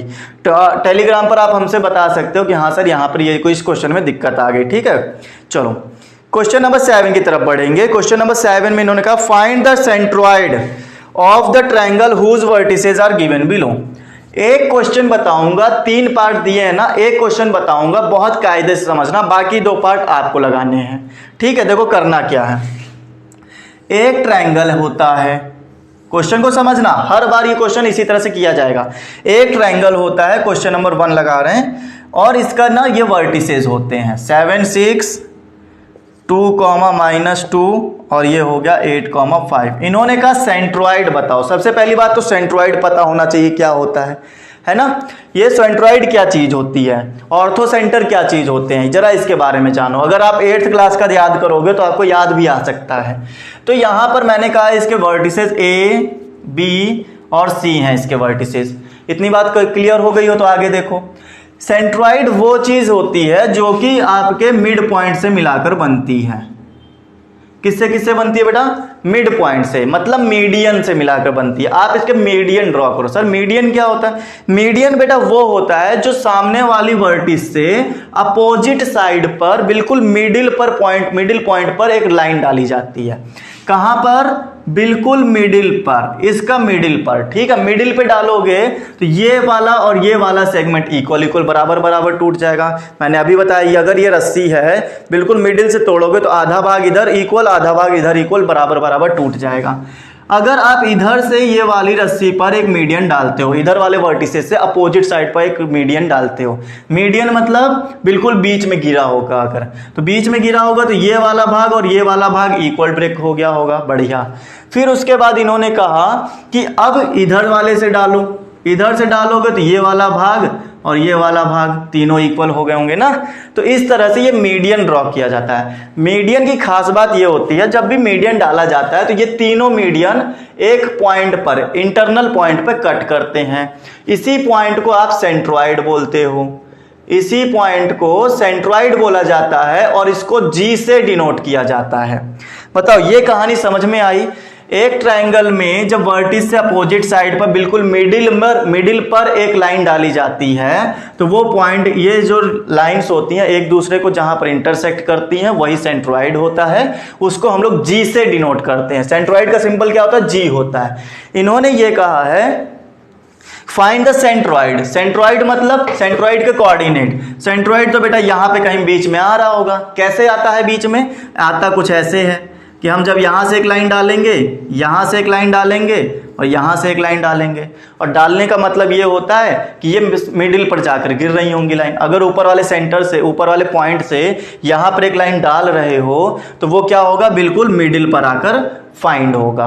मान लेते हैं कि यहां से आपने एक लाइन डाली, वो D पर आके गिरी, यहां E पर और ये F पर। अगर ये मिडिल पर आके गिरेगी, अगर ये मिडिल पर आकर गिरेगी तो ये वाली साइड और ये वाली साइड इक्वल इक्वल बराबर बराबर भाग में टूट जाएगी, है ना। यही बात समझाते आए हैं इतनी देर से। फिर उसके बाद में ये भी समझना जरा, अगर इस लाइन ने यहाँ पे डाला होगा तो ये वाला और ये वाला सेगमेंट इक्वल इक्वल, और ये वाला सेगमेंट इसका इक्वल हो गया होगा। बढ़िया। तो इसमें सेंट्रॉइड कहाँ बना? सेंट्रॉइड बना है यहाँ पर। सेंट्रॉइड कहाँ बना? यहाँ पर। इसको फाइंड करना है। आप कहेंगे सर बढ़िया, कहानी अभी तक बहुत मज़ेदार रही, यहाँ तक समझ में भी आई कहानी, लेकिन सर करेंगे क्या? बेटा करना ये है कि आपको ये मीडियन पॉइंट फाइंड करना। आप कहोगे सर कुछ कुछ क्वेश्चन समझ में आ रहा है, ये इसके कॉन्सेप्ट के बेस पर मिल रहा है। कैसे मिल रहा है? अगर मैं आपको ये दिखाऊं, क्या दिखाऊं कि ए और डी एक लाइन है, ए और डी एक लाइन है, ठीक है। उनको किसी एक ओ पॉइंट ने, मैंने इसको ओ पॉइंट कह दिया, सेंट्रॉइड, अच्छा जी नाम दे दो, सेंट्रॉइड को जी से डिनोट करते हैं ना, इनको एक जी पॉइंट पर इंटरसेक्ट कर दिया गया। किसी एक पॉइंट ने इसको तोड़ दिया, यहां से ब्रेक कर दिया। किसने? जी ने इनको ब्रेक कर दिया। आप कहोगे बढ़िया, यही जी आपको फाइंड करना है, यही एक्स और वाई आपको फाइंड करना है, यही सेंट्रॉइड आपको फाइंड करना है। आप कहोगे बढ़िया सर, कॉन्सेप्ट बहुत अच्छे समझ में आ रहा है। ए वाला तो आपको 7 - 7,6 दिया है। क्या डी वाला मिला कहीं पर? क्या डी वाला पॉइंट मिला कहीं पर? बताओ मुझे। जब तक डी नहीं आएगा, इंटरसेक्शन पॉइंट, ये रेशियो नहीं आएंगे, तब तक काम हो ही नहीं सकता है। रेशियो भी चलो मैं दे दूंगा आपको, रेशियो क्वेश्चन ने नहीं दिया है, मैं खुद दे दूंगा आपको। कहोगे सर कैसे दे दोगे? अपने मन घर की खेती है क्या? हाँ, कुछ भी दे दोगे? नहीं बेटा, घर की खेती नहीं है। यहां पर काम एक्चुअली ये हो रहा है कि ये जो आपका कॉन्सेप्ट सिखाया गया, ये है आपका मीडियन कॉन्सेप्ट। जब एक ट्राइंगल के मीडियन ड्रॉ किए जाते हैं, ठीक है, मीडियन ड्रॉ करने पर ये जो आप एक दूसरे को इंटरसेक्ट कर रहे हैं ना, मीडियन, आखिर मीडियन ये वाली लाइन है, ये वाली लाइन है, और आपकी ये वाली लाइन है ना, यही तो मीडियन है। तो ये एक दूसरे को काट। ओके फ्रेंड्स, कंटिन्यू करते हैं। थोड़ी सी टेक्निकल प्रॉब्लम की वजह से वीडियो को थोड़ा सा कोलैप्स करना पड़ा, वो कुछ प्रॉब्लम हो गई थी, अनरिकॉर्ड हो गया था, ठीक है। तो हम लोग आगे चलते हैं और समझते हैं हम लोग कर क्या रहे थे। यहाँ पर मैंने आपसे कहा था, यहाँ पर आपको रेशियो चाहिए होता था। तो मीडियन की कंडीशन में आपको यहाँ पर एक रेशियो मिलता है। जब मीडियन ड्रॉ किए जाते हैं तीनों वर्टिसेस से, तो आपको क्या होता है, एक रेशियो यहाँ पर कंफर्म मिल जाता है। कितना रेशियो मिल जाता है सर? ठीक है, तो अभी मैंने आपको थोड़ी देर पहले बताया था 2:1 का रेशियो अभी आपको मिलेगा। ठीक, कितना रेशियो मिलेगा? तो 2:1 का रेशियो जो होता है मिल जाता है। सर किधर से मिल जाता है, जरा ये भी बता दीजिए। बेटा ये जो वर्टिक्स की तरफ से होता है, और आपका जो सेंट्रॉइड जी है जो बीच में, तो वर्टिक्स की तरफ से सेंट्रॉइड की तरफ जब जाते हो तो वहां पे 2 रेशियो होता है। चलो अच्छा है। तो सर ये जो बेस है, तो यहाँ का रेशियो कितना? तो मैंने बताया ना, ये 1 होता है। हमेशा ऐसा ही रहेगा, चाहे जिस तरफ से आप करो, तो आपको हमेशा 2:1 का रेशियो मिलता रहेगा। अच्छा सर इसके लिए भी ऐसा ही होगा? बिल्कुल बेटा, इसके लिए भी ऐसा ही होगा, 2:1 का होगा। और इधर से भी आपका 2:1, इधर वाले को 2 देना, क्योंकि ये वर्टिक्स की तरफ से है। अच्छा, इधर बेस की तरफ से है, तो ये कितना होगा? 1 होगा। तो ये आपका 2:1 का रेशियो हर तरफ से मिलता रहता है। बढ़िया सर, क्या यहाँ अप्लाई कर सकते हैं? बिल्कुल यहाँ अप्लाई किया जा सकता है। तो हमने कहा था 2:1, तो मैंने कहा था ना यहाँ पे आपको रेशियो चाहिए होता है। तो क्या आप AD को, जो AG है, ये AG इसको 2, और D जो GD है या DG है उसको 1 नहीं कर सकते क्या? क्लियर हो गई इतनी बात? अगर ये कर सकते हैं तो क्या D निकालने में कोई प्रॉब्लम है? हाँ बताओ, क्या D निकालने में अब कोई प्रॉब्लम आएगी हमारे पास में? तो D निकालने में कोई भी प्रॉब्लम हमें नहीं आनी चाहिए। तो D कैसे आ गया, जरा हम लोग बात करेंगे। D को मैंने क्या कह दिया? X2 और Y2। D भी तो नहीं था बेटा हमारे पास में, D नहीं तो हमने क्या कहा? D निकालने के लिए X2 और Y2। लेकिन अभी भी प्रॉब्लम है बेटा। प्रॉब्लम क्या है कि प्रॉब्लम ये है हमारे पास में कि ये भी अननोन है, ये भी अननोन है, दोनों ही नहीं पता है, G भी नहीं पता है और ये भी नहीं पता है। ठीक है, तो अब D निकले कैसे? अब ये बात बड़ी आती है कि अब D निकले कैसे? D निकालेंगे तभी तो G निकाल पाएंगे। अच्छा ठीक है, तो D भी नहीं था, G भी नहीं था, इस बात पे ध्यान नहीं दिया कि D भी नहीं है। तो D निकाल लेंगे सबसे पहले। क्यों? क्योंकि हमें G, फाइनल रिजल्ट हमें निकालना है G, और G तभी आएगा जब हमारे पास में D रहेगा, क्योंकि इस पूरी लाइन के लिए हमें निकालना है ना, ये इस पर आ रहा है G। ठीक है, अच्छा तो अब पूरा कॉन्सेप्ट ये कहता है कि पहले आप D निकाल कर लाइए। तो ये D कहाँ से आएगा? ये वाला। आप कहोगे सर यहाँ पे जो D है ना, ये D जो है ये B और C के बिल्कुल मिडिल में है। क्यों मिडिल में है? क्योंकि ये मीडियन डाला गया है, और मीडियन की प्रॉपर्टी ही यही कहती है कि आपका वर्टेक्स से लेकर सामने अपोजिट साइड पर जो लाइन डाली जाती है, मीडियन जो डाला जाता है, वो बिल्कुल मिडिल पर आकर गिरता है। बहुत बढ़िया। तो ये जो G आए, ये जो D है ना आपका, ये बिल्कुल किसी लाइन के मिडिल पर है। बी सी और ये जो डी है वो किसी लाइन के मिडिल पर है। दो कॉन्सेप्ट बनते हैं, या तो बाय इंटरसेक्शन फॉर्मूला लगा लो जो अभी इतनी देर से पहले से लगाते चले आ रहे हो, या तो आप यहां पर ये जो है ना ये मिड पॉइंट है। क्या है? Mid point. मिड पॉइंट मतलब क्या होता है? बिल्कुल बीचों बीच का पॉइंट है। ठीक है, ये पूरा एक मार्कर आप देख रहे हो, मार्कर के बिल्कुल बीचों बीच में अगर मैं पॉइंट लूं तो मिड पॉइंट होगा। और मिड पॉइंट होने का फायदा क्या है? मिड पॉइंट होने का फायदा ये है कि इधर हाफ इक्वल साइड और इधर हाफ इक्वल साइड इक्वल हो जाएंगी। मतलब ये बात समझ में आई? इधर की साइड और इधर की साइड क्या हो गई? इक्वल हो गई। मतलब ये जो साइड है इस साइड का इक्वल है। इतनी बात समझ में आ गई? BD जो लेंथ होगी वो DC का इक्वल होगी। बहुत बढ़िया। इसके आगे अब तो सर इसके लिए क्या कोई प्रॉपर्टी होती है? ऑफ कोर्स इसके लिए प्रॉपर्टी होती है। हम लोग मिड पॉइंट थ्योरम लगाएंगे, मिड पॉइंट का फॉर्मूला लगाएंगे। सपोज करते हैं, अभी आपको मैं बताता हूं कि यहां पर आपको दिया हुआ था 2, -2, इसके लिए जो दिया गया था 8, 5 दिया गया था। उसके लिए अब D निकालना है हमको तो D चाहिए ना, मेन पॉइंट है, हमको मिड पॉइंट D चाहिए। ये D आ जाएगा तो हम लोग G निकालने में पूरा सक्सेसफुल हो जाएंगे। तो बेटा ये जो D है ना ये मिड पॉइंट है, और D को हमने कहा x और y मान लो थोड़ी देर के लिए। आखिर बीच वाले को हमेशा ही हम लोग x y मानते हैं। तो चलो x मानते ही ना, इसका फॉर्मूला जो मिड पॉइंट का फॉर्मूला होता है वो x1 x2 अपॉन में 2 होता है। बेटा आप चाहो अगर तो इंटरसेक्शन का फॉर्मूला भी अप्लाई कर सकते हो। कैसे सर? रेशियो तो है नहीं। तो बेटा मैंने आपको कई बार बताया है कि अगर इक्वल साइड है दोनों तो रेशियो भी इक्वल हो जाएंगे। 1:1 ले लो, 2:2 ले लो, 3:3 ले लो, कुछ भी ले लो, बस इक्वल लेना, क्योंकि हमारे दोनों ही साइड इक्वल होंगे, क्योंकि ये मिडिल में है, मिड पॉइंट है। ठीक है, तो ये मिड पॉइंट का फॉर्मूला लगाया, बाय इंटरसेक्शन नहीं लगाया है यहां पर, याद रखना। y is equal to y1 plus y2 upon 2। y के लिए y1 y2 जोड़े जाते हैं, x के लिए x1 x2 जोड़े जाते हैं। बढ़िया। उसके बाद आप वैल्यू पुट कर दो। बेटा ये x1 ये y1 ये x2 ये y2, ये बात हमने कई बार समझाई है आपको। ठीक है, इससे पहले जितने भी क्वेश्चन आ रहे थे सबके सब में क्वेश्चन में मैंने यही बात बताई थी। तो x1 हमारे पास देखोगे 2 आ गया, x2 हमारे पास देखोगे 8 आ गया, नीचे 2 हो गया। फिर उसके बाद y is equal to y1 हमारे पास में है -2 प्लस y2 है हमारे पास 5 अपॉन 2 हो गया। बहुत बढ़िया, इतने बार समझ में आ गई। फिर उसके बाद x की वैल्यू ये हो गई 10 अपॉन 2 मतलब 5। ओके, y की वैल्यू ऊपर आ गई 3, नीचे आ गई 2, ये लो। तो x की वैल्यू 5 और y की वैल्यू मिलती है 3 अपॉन 2। बहुत बढ़िया। अब आपको d का कोऑर्डिनेट मिल चुके हैं। कितने मिल गए हैं d के कोऑर्डिनेट? एक हो गया 5 और एक हो गया 3 अपॉन 2 हो गया। चलो बढ़िया सर, यहां तक तो बहुत अच्छे से कहानी समझ में आ गई ना, कोई प्रॉब्लम नहीं यहां पर।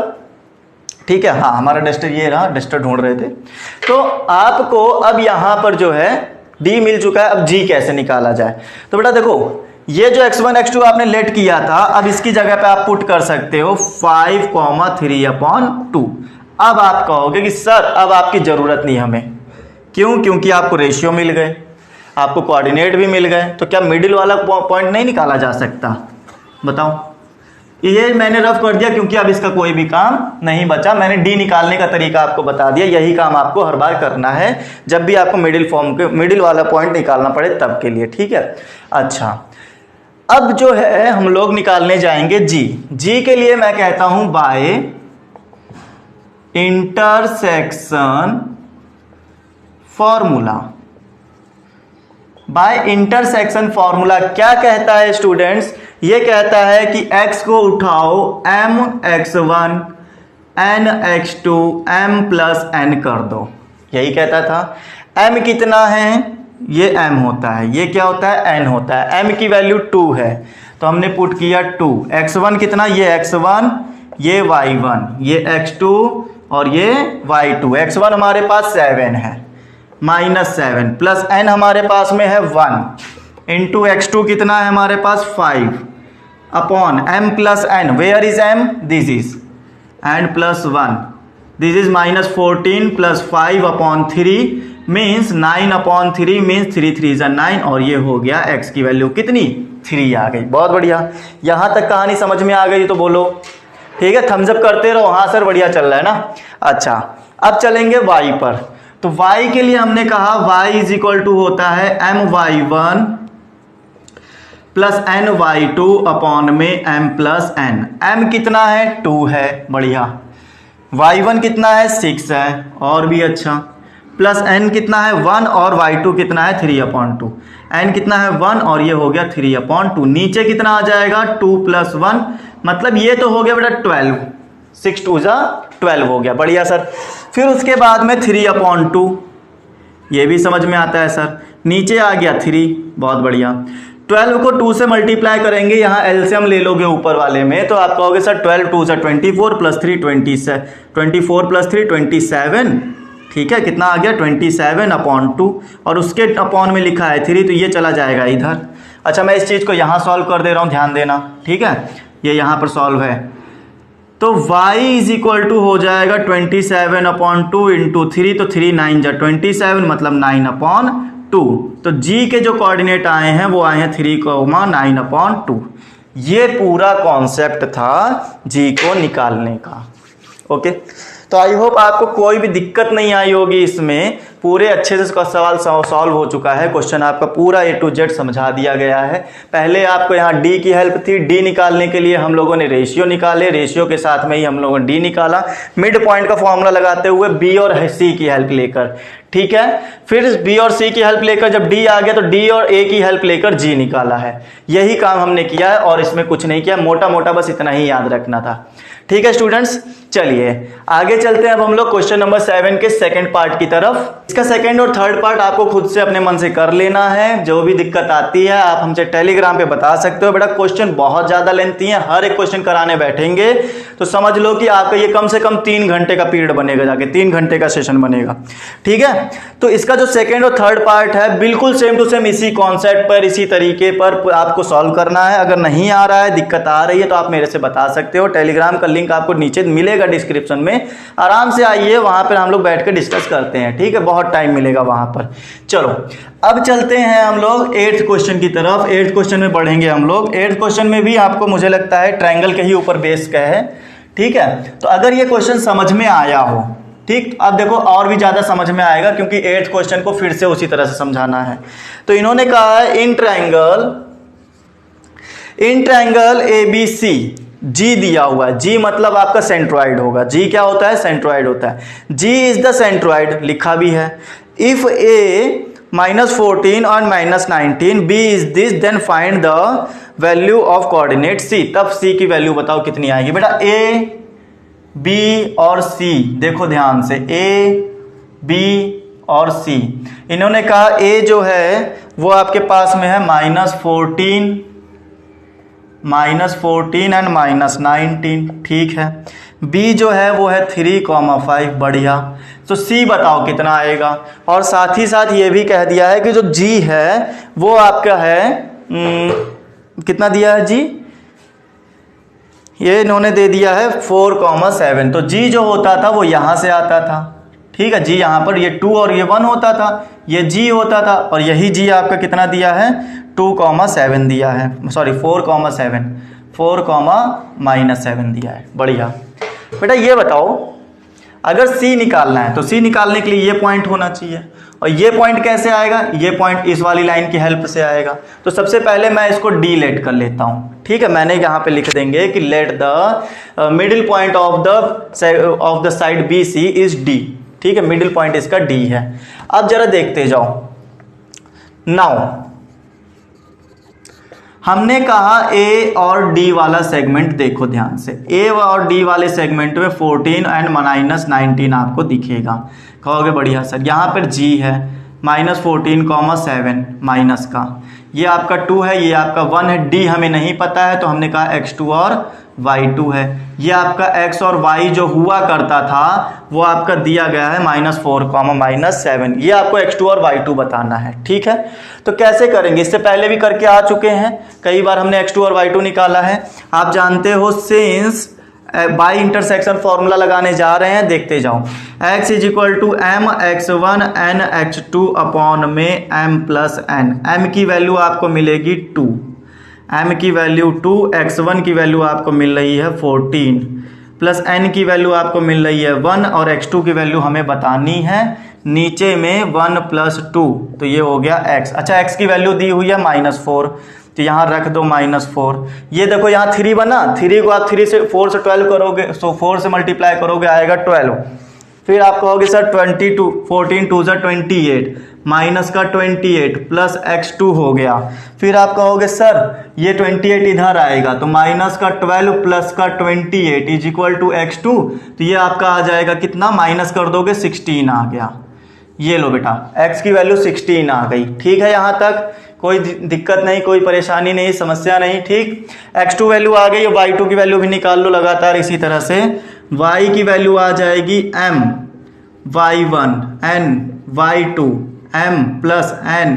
m की वैल्यू कितनी है, 2 है। y1 की वैल्यू कितनी है, ये यहाँ पर, तो m की वैल्यू 2 है, y1 की वैल्यू आपके पास -19 है, प्लस n की वैल्यू 1 है, y2 की वैल्यू हमें बतानी है, नीचे n प्लस 1 आ जाएगा। यहाँ पर y की वैल्यू आपको -7 दी गई है। ये 3 हो गया, 3 को 7 से मल्टीप्लाई करोगे 21, यहाँ 38 माइनस के साथ, ये हो गया y2 प्लस में है ये, इसको इधर लाओगे -21 प्लस 38 इज इक्वल टू में आ गया y2, ये आपका बच गया 17, वो भी प्लस के साथ में, तो ये आ गया y2 हमारा 17। वो 16 आ रहा है, ये 17 आ रहा है, मतलब ये समझो जरा, मतलब ये हो गया 16 और ये हो गया 17। क्या d की वैल्यू आ गई? भाई ये बताओ, d की वैल्यू आ गई तो समस्या कहाँ है? समस्या कहाँ है ये बताओ जरा। कहोगे सर समस्या अभी c निकालना था, यही तो समस्या थी, यही तो प्रॉब्लम था कि c नहीं पता था। c आ तो गया। अरे भाई मैंने आपको इससे पहले वाले क्वेश्चन में बहुत अच्छे से समझाया है कि ये b और c दिया हुआ है, b और c, इसका मिड पॉइंट है d, b की वैल्यू दी गई है 3 और 5, c की वैल्यू हमें बतानी है, तो हमने कहा यहाँ पर x2 और y2 लेट कर लिया, ये x1 और y1 दिया हुआ है। d की वैल्यू अभी अभी हमने फाइंड की है 16 और 17, यही हमारा x और y हुआ करता था। आप कहोगे सर वो कहाँ है, क्या ये रेशियो कहाँ है इसका? तो रेशियो बेटा मैंने आपको पहले बताया नहीं है क्या कि अगर वर्टेक्स से आप एक मीडियन डालते हो तो बिल्कुल मिडिल में आकर गिरता है। कहोगे याद आया, याद आया, याद आया, तो ये मिड पॉइंट है, मिड पॉइंट है तो इधर वाला और इधर वाला इक्वल होना चाहिए, तो मैंने 1:1 लेट कर लिया, दोनों को इक्वल कर दिया 1 और रेशियो 1। अब आपको c निकाल लेना है, जो कॉन्सेप्ट यहाँ लगाया है x2 y2 निकालने का by intersection formula, same to same यहाँ लगा देना। अब बताओ समझ में आया? ये क्वेश्चन ना 2 बार लग रहा है। फिर d निकालने के लिए हमने इस वाली लाइन का हेल्प लिया, c निकालने के लिए हमने इस वाली लाइन का हेल्प लिया। ठीक है, तो इस तरह से इस क्वेश्चन को करके दिखाना है आपको। उम्मीद है समझ में आ गया होगा, कहीं भी कोई प्रॉब्लम नहीं आएगी। अब चलेंगे क्वेश्चन नंबर 9 के पास में। क्वेश्चन नंबर 9 हमारा जो कहना चाहता है वो भी शायद इसी तरह से कुछ है। ए बी दे दिया गया है, ए में एच फंसा दिया है, कुछ दे दिया है ना, फिर बी में आपको दिया गया है 2,3, आगे क्वेश्चन पढ़ ले रहे हैं, एंड सी की वैल्यू दी गई है इतनी, 6 में सी, उसमें के आ गया है, बढ़िया है, मतलब ए में एच फंसा रहा है, सी में के फंसा रहा है। देखो बेटा क्या कहना चाहते हैं, are the coordinate of the vertices. अच्छा ये वर्टिसेस हैं, एक ट्रायंगल के वर्टिसेस हैं, तो ये, और जिसका सेंट्रॉइड है 1,5, तो बताओ एच और के की वैल्यू कितनी आएगी? ये सब के सब क्वेश्चन आपके सेंट्रॉइड पर बेस्ड बना दिए गए हैं। ए बी सी, ए की वैल्यू h,6 है, बी की वैल्यू 2,3 है, सी की वैल्यू आपकी है -6, k है। तो ये कौन सा क्वेश्चन था? तो बताओ एच और के कितना आएगा? भाई दिक्कत कहाँ है? अच्छा सेंट्रॉइड भी तो दिया था, इसका सेंट्रॉइड कितना है ये भी पता कर लो, 1,5 है। ये मैंने एक सेंट्रॉइड जी बना लिया, 1,5 है। ठीक है, तो हम लोग कर क्या सकते हैं यहाँ पर? हम लोग तो भाई देखो सीधी सी बात है, अगर हमको h चाहिए तो हम लोग ये वाली लाइन पर काम करेंगे। h चाहिए तो हम ये काम करेंगे, और वो काम करने के लिए हमें ये पॉइंट पता होना चाहिए। ये पॉइंट पता करने के लिए हम लोग इसकी हेल्प लेंगे इसकी हेल्प, और इसकी हेल्प लेंगे तो हमें आरा आंसर आ जाना चाहिए। फिर तो h हमारा निकल कर आना चाहिए, कोई दिक्कत नहीं होनी चाहिए ना। देखो मैं अब करने जा रहा हूँ, आराम से समझते जाना करना क्या है। ठीक है, उससे पहले जो है आप लोगों को ये चीज़ें समझ लेनी चाहिए। मुझे थोड़ा सा टाइम दो, मैं इसमें इंक डाल लूँ, ज़रा इंक ख़त्म हो गई है मार्कर की, ओपन नहीं हो रहा।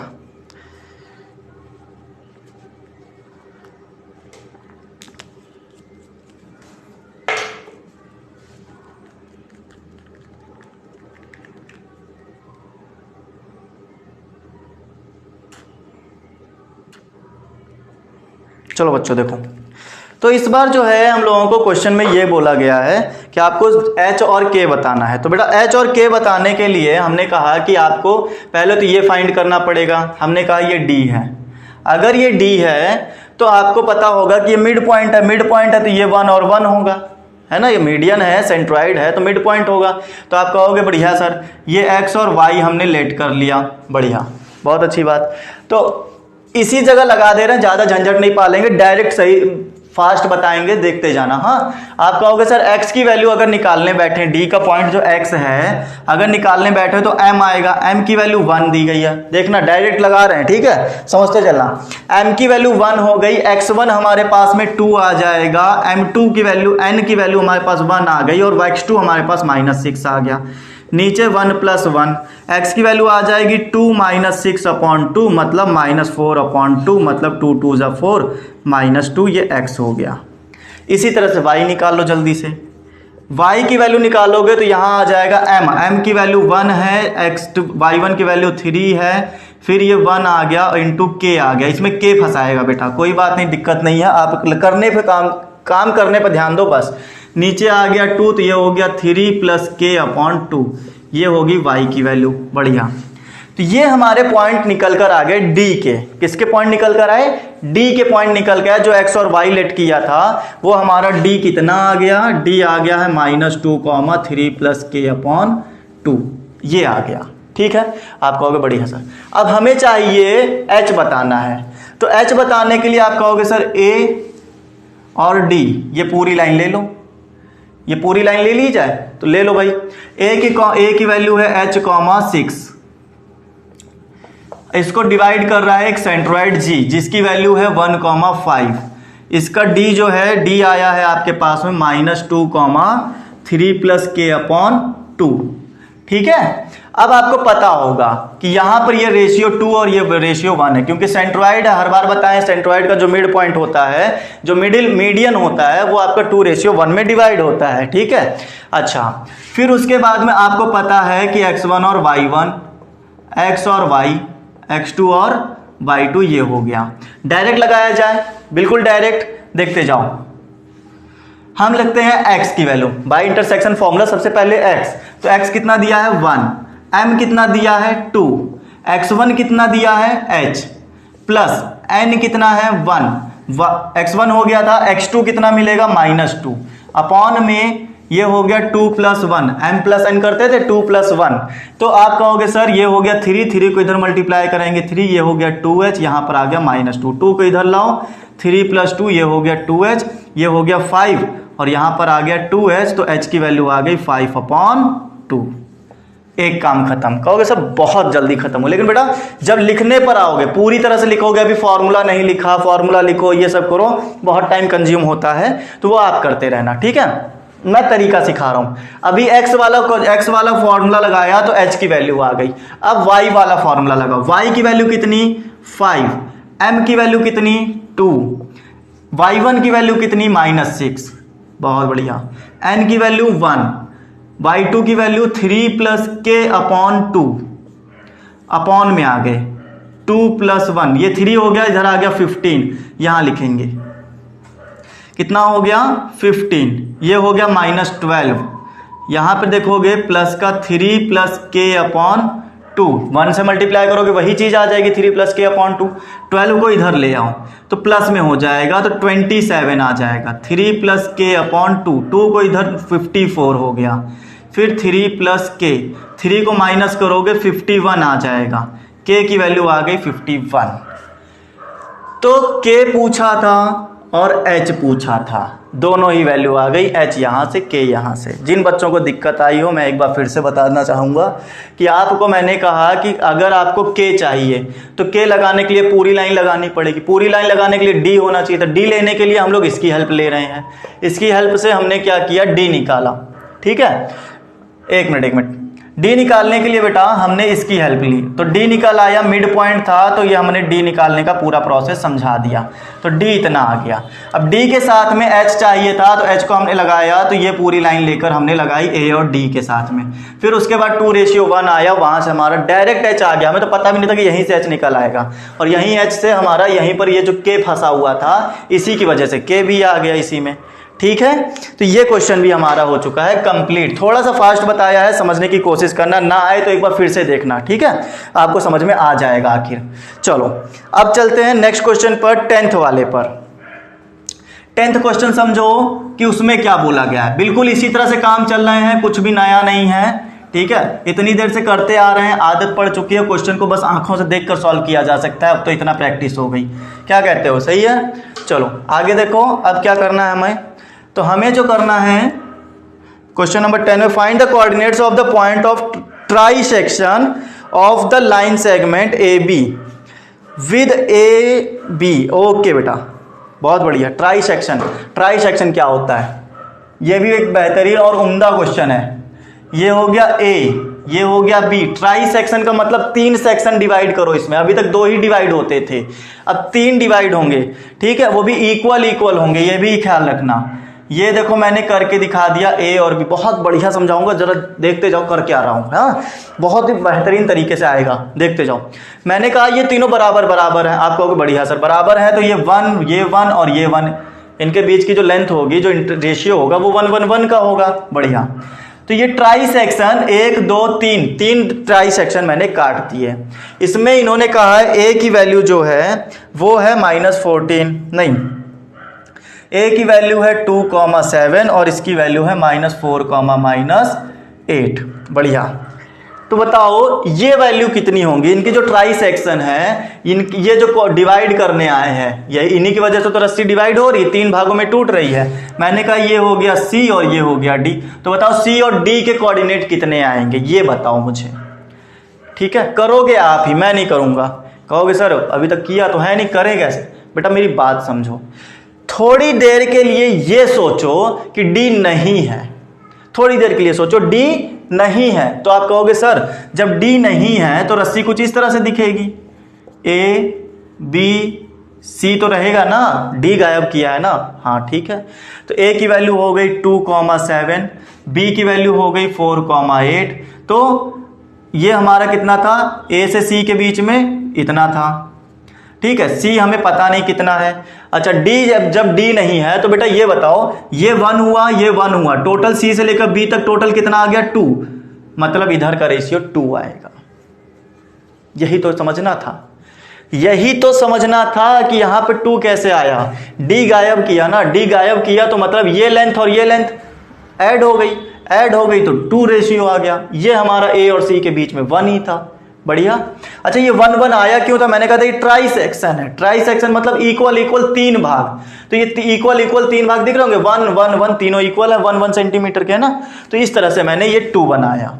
अब कहोगे सर हाँ अब समझ में आया, अब ये x और ये y, ये x1 और ये y1, ये x2 और ये y2, क्या अब नहीं निकाल सकते हो c वाला कोऑर्डिनेट? जब सी निकला है तो यही तो कोऑर्डिनेट निकल कर आएगा, क्या अभी भी नहीं निकाल सकते? इतनी देर से यही माथा पच्ची तो करते आ रहे हैं, हाँ, क्या ये भी मैं ही बताऊंगा अब? हाँ, तो ये काम अब आपको खुद से करना है। बढ़िया सर, अब आपका दिमाग काम कर गया होगा कि डी वाला कैसे निकालें, डी निकालना है तो सी को गायब कर दो। बढ़िया सर, ये भी समझ में आ रहा है। अगर मैं सी को गायब करूंगा तो ये यहाँ पर डी मिला, सी गायब हो गया, यहाँ से सी गायब हुआ तो आप कहोगे सर यहाँ की लेंथ 1, यहाँ की लेंथ 1, मतलब ए से डी की बीच की लेंथ जो है 2 हो गई और डी बी की भी लेंथ 1 होगी। पहले 1 2 था, अब 2 और 1 हो गया। ए का जो दिया हुआ है 2,7 दिया है, ये हमारा दिया है 4,-8 और बस ये हमारा x और y हो जाएगा। ये x1 y1 x2 y2 m n x और y, फिर से वही काम, फिर वही काम करो, फिर से सॉल्व कराओ, आपका ए और सी और डी निकल आएगा। यही काम आपको करना था, ठीक है बेटा, करके रखना। कुछ भी इसमें बचा नहीं है बताने लायक, अभी पुराने क्वेश्चन इसी तरह से करते आ रहे हो, अब इसमें और कुछ करने लायक बचा नहीं। 11th में चलेंगे, डिवाइड सेगमेंट 4 इक्वल पार्ट में बोल रहा है इस बार, और पगला गया है। 4 इक्वल पार्ट देखते जाओ। ए हमें दे दिया गया है 14 और 10, 14 और 10। इस बार बनाओ, खुद से बनाओ, देखो आ रहा है कि नहीं आ रहा है। ये सी हो गया। Is given find the coordinates of the points which divide segment A B into 4 equal part. उन कोऑर्डिनेट के पॉइंट फाइंड करो जो कि ए बी को 4 इक्वल पार्ट में डिवाइड करते हैं। तो बेटा 1 2 3 4, क्या 4 पार्ट दिख रहे हैं? 1 2 3 4 इक्वल पार्ट हैं, मतलब अगर ये 1 हुआ तो ये भी 1, ये भी 1, ये भी 1, ठीक है, ये सब 1 1, मतलब इक्वल पार्ट हो गए। बहुत बढ़िया चीज आ रही है। अब बताओ मुझे, अगर मैं कहूं ये पॉइंट सी है, ये डी है और ये ई है, तो क्या फाइंड नहीं किया जा सकता? थोड़ी देर के लिए सोचो, ई गायब कर दिया जाए, ई और डी एक साथ गायब कर दो, एक टाइम पर एक ही डिवीजन होना चाहिए, ठीक है। अगर ई और डी ये गायब कर दोगे तो आप कहोगे बढ़िया सर हमने 2 पॉइंट गायब कर दिए, डी और ई गायब कर दिया, तो यहाँ सी बचा होगा। तो सी बचा है तो ये पार्ट तो 1 आ गया, तो 1 2 3 इधर वाला रेशियो 3 हो गया। बढ़िया है ना, इधर वाला रेशियो 3 हो गया, तो सी वाला आराम से निकाल लोगे। 14 -10 ये एक्स और वाई, ये 6 -2, ये लो सी का पार्ट आ जाएगा। अगर सी का आ जाए तो डी वाला भी निकालने की कोशिश करो, बाकी सब छोड़ दो, डी पर फोकस करो। डी निकालेंगे तो सी और ई को गायब कर दो, तो आप कहोगे सर डी यहां पर है, ए यहां पर है, बी यहां पर है, ये एक्स और वाई, डी बिल्कुल मिडिल पर आएगा, मतलब डी मिडिल पर है तो ए से लेकर डी तक डिस्टेंस 1 और 1 2 हो गई, यहां भी 1 और 1 2 हो गई। -14 -10 6 -2। अब क्या नहीं निकाला जा सकता है? बिल्कुल उसी तरह से। हाँ, फिर से ई निकालना हो अगर तो डी और सी को गायब कर दो और बोलो ए बी ई, तो यहाँ 3 आ गया, ये 1 आ गया, 1 1 1 3 हो गए। तो अब फिर से 14 -10 6 -2 एक्स और वाई फाइंड कर लो भाई। तो यहाँ से सी निकल आएगा, यहाँ से डी निकल आएगा, यहाँ से ई निकल आएगा। ठीक है, समझ में आ रहा है? कोऑर्डिनेट ऐसे ही सॉल्व किए जाते हैं। ये इंटरसेक्शन फॉर्मूले पर बेस्ड सभी क्वेश्चन है, कितने तरह से आ सकते हैं देखते जाओ। ठीक है, अभी तो ये बहुत कम आ रहे हैं, खाली अगला क्वेश्चन बचा हुआ है 12 वाले में कहा इन्होंने कॉन्ग्रुएंट पार्ट। इन्होंने क्या बोला है? if A, B are given, find the coordinate points of each divided segment into 5 congruent part। congruent का मतलब होता है बेटा इक्वल पार्ट। congruent का मतलब एक जैसे इक्वल पार्ट। बेटा ये बताओ, क्या अभी भी समझाऊं? भाई 4 डिवीजन करके दिखा दिया, 5 डिवीजन बोल रहा है, तो ये पागलपन है ना। हाँ, पागलपन है का मतलब बार बार समझाने का मतलब है। अब तो ये कर सकते होगे कि अभी भी लग रहा है कि नहीं सर अभी भी थोड़ा डर है दिल के अंदर। बेटा ये ए बी के 5 पार्ट कर दो, कितने हो गए? 1 2 3 4 5, हो तो गए 5। ये 5 पार्ट के, वो भी कॉन्ग्रुएंट है, मतलब इक्वल है, 1 1 1 1 1। अगर आपको सी डी ई और एफ फाइंड करना हो, ठीक है, तो आप क्या करो, 3 पॉइंट एक साथ गायब कर दो, ए डी ई एफ गायब कर दो, सी निकल आएगा, तो 1:4 आएगा। या अभी तक 1:3 बन रहा था, अब 1:4 बनेगा। फिर आपका बनेगा यहाँ पे 2:3 बनेगा, ठीक है। फिर उसके बाद में 3:2 बनेगा, फिर 4:1 बनेगा। इस तरह से आपका काम चलता रहेगा। बताओ समझ में आई कहानी? तो ये जो क्वेश्चन है 12th वाला, दिमाग लगाओ, सॉल्व करो। नहीं आ रहा है फिर बताओ मेरे को, हाँ सर दिक्कत आ गई। अगर तब भी दिक्कत आ जाए तब मेरे को बताना, हाँ सर यहाँ तक को थोड़ी सी दिक्कत आ गई है। हाँ, अगर नहीं आ रही तो मुबारक हो, आपकी एक्सरसाइज खत्म हो चुकी है। सेशन पसंद आया हो तो लाइक बटन को जरूर हिट करो। जितने भी लोग नए जुड़े थे सेशन को सब्सक्राइब कर लो, चैनल को सब्सक्राइब कर लो, सेशन को शेयर कर दो। राइट फ्रेंड्स, यहाँ तक का काम समझ में आ गया हो तो इतना काम कर दो और आगे चलते हैं। आज का सेशन यहीं ख़त्म करेंगे। अगर सेशन पसंद आया है तो शेयर जरूर करना अपने दोस्तों के साथ में, उनका भी फायदा होना चाहिए। ओके फ्रेंड्स, चलिए खत्म करते हैं आज का सेशन यहीं पर। Bye all of you, take care, stay home and stay safe.